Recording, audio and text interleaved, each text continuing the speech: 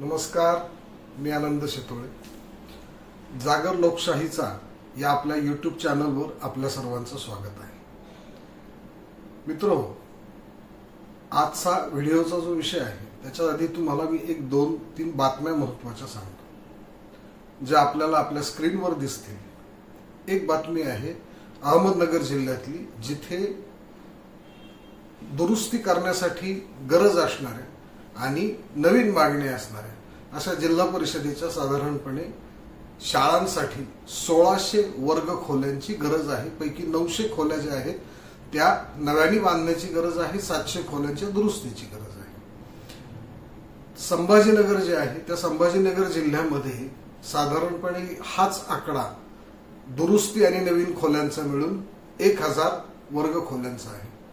जर समजा सरासरी आपण काढली तर ह्या संपूर्ण महाराष्ट्रामध्ये 30 जिल्हे आहेत. या 30 जिल्ह्यांमध्ये दुरुस्ती करण्याची किंवा नवीन वर्ग खोल्या बांधण्याची गरज असणाऱ्या ज्या का खोल्या आहेत वर्गशाळांच्या, त्याची संख्या जाते साधारणपणे 30,000.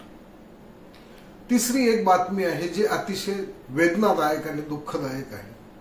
आपल्या मुलाला सीबीएसईच्या शाळेमध्ये आपल्याला घालता येत नाही आर्थिक अडचणींमुळे, म्हणून एका आईने आत्महत्या केलेली आहे. आता ज्या शाळांचा 30,000 शाळांचा मी जो तुम्हाला आकडा सांगितलेला आहे, या 30,000 शाळांचा जो आकडा आहे, या शाळांना सरकारच्या रेटप्रमाणे किंवा सरकारच्या अंदाजपत्रकाप्रमाणे साधारणपणे एका वर्ग खोलीला येणारा खर्च 10 लाख रुपये आहे. या सगळ्याची जर बेरीज काढली तर ह्या शाळांच्या वर्ग खोल्या आहेत, या दुरुस्ती किंवा नव्या बांधण्यासाठी येणारा खर्च आहे 3,000 कोटी रुपये. मला तुम्ही आता एक सांगा, सरकारचं जे अंदाजपत्रक आहे ते अंदाजपत्रक, त्याच्यामध्ये असणाऱ्या वेगवेगळ्या आकडेवारी आणि वेगवेगळ्या पद्धतीने ज्या वेगवेगळ्या कामांसाठी केली जाणारी आर्थिक तरतूद जी आहे त्याच्यामध्ये 3,000 कोटी रुपये खूप जास्त आहेत असं तुम्हाला वाटतंय का? पण अडचण काय आहे, ह्या दोन बातम्या जर समजा बघितल्या तर मग तुम्हाला तिसऱ्या बातमीचा संदर्भ लागेल. अडचण अशी आहे की शिक्षण जे आहे, या शिक्षणावर आपण करतो तो खर्च नसून ती गुंतवणूक आहे, पुढल्या पिढ्या घडवण्यासाठीची गुंतवणूक आहे.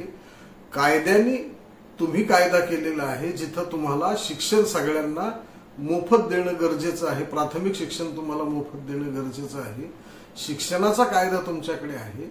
हे सगळं असताना शिक्षणावर जी तुम्ही गुंतवणूक करायची आहे त्या गुंतवणुकीच्या विषयी आणि एकूण शिक्षणाच्या विषयी सरकारकडे प्रचंड अनास्था आहे आणि अनागोंदी आहे. त्याचा परिणाम असा आहे की या शाळांचा, सरकारी शाळांचा ना मुलं बसण्यासाठी जागा आहे, ना वर्ग खोल्या नीट आहे. तुम्हाला आठवत असेल काही वर्षापूर्वी अहमदनगर जिल्ह्यामध्ये निंबोडी म्हणून जे गाव आहे त्या गावामध्ये पावसाळ्याच्या काळामध्ये शाळेची भिंत पडली आणि 3 लहानग्या चिमुरड्या मुलींचा दुर्दैवी अंत त्याच्यामध्ये झाला. आता तुम्ही मला असं सांगा, जर समजा 30,000 शाळांच्या 30,000 वर्गांची जर ही अवस्था महाराष्ट्रामध्ये असेल तर ह्या 30,000 वर्गांमध्ये सरासरी 25 मुलं जरी धरली तरी 7.5 लाख मुलं जीव मुठीत धरून रोज शिक्षण घेत आहे. बरं, हे जे काही शिक्षण आहे, शाळांची परिस्थिती अशी आहे, शिक्षकांची तक्रार काय आहे की आम्हाला शालाबाह्य काम आहे, निवडणूक आली, कोरोनाची लस आली, अन्य कुठला सर्व्हे आला, कुठल्याही स्वरूपाचं सरकारी काम आलं की सरकार फतवा काढतं, शिक्षकांना कामाला लावतं, ही शिक्षकांची तक्रार आहे. आणि दुसऱ्या बाजूला पालकांची तक्रार आहे की बाबा शिक्षक मुलांना शिकवत नाहीत, शिक्षक सांगतात किंवा मुलांनी शिकवणीला जावं, परंतु गरीब मुलांना ज्यांना खाजगी शाळा परवडत नाही त्यांना खाजगी शिकवणं तरी कुठून परवडणार आहे?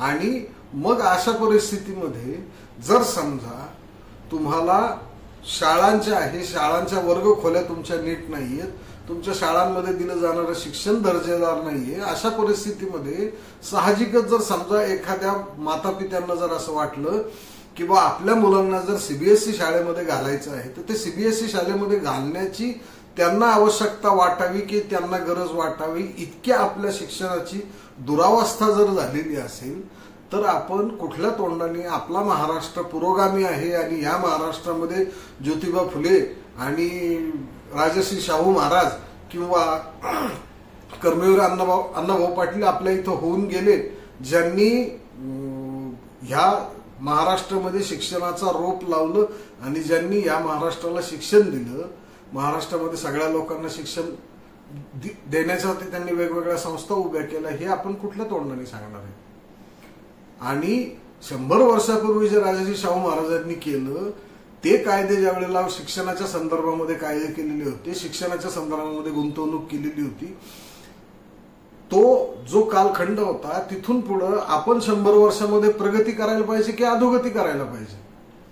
मग जर समजा अशी जर आपली अधोगती होणार असेल आणि आपण जर समजा अशा पद्धतीने पडक्या शाळांमध्ये मुलांना बसवणार असू, त्यांना नीट शिक्षण देणार नसू आणि नीट शिक्षण मिळत नाही म्हणून मुलाला सीबीएसईच्या खाजगी शाळेमध्ये घालता येत नाही म्हणून एखादी आई जर आत्महत्या करत असेल तर ती महाराष्ट्रासाठी लाजिरवाणी गोष्ट आहे. हे जर आपल्याला बदलायचं असेल तर आपल्याला सरकारवर हा दबाव आणावा लागेल की शिक्षणामध्ये जी काही तुम्ही खर्च करता आहात तो खर्च नसून ती गुंतवणूक आहे, पुढच्या पिढ्या घडवण्यासाठीची गुंतवणूक आहे आणि तुम्हाला या गोष्टींसाठी निधीची तरतूद करावीच लागेल, त्याच्याशिवाय सरकारला दुसरा पर्याय नाही. हा दबाव मात्र आपल्या सगळ्यांना सरकारवर आणण्याची गरज आहे असं मला वाटतं. धन्यवाद.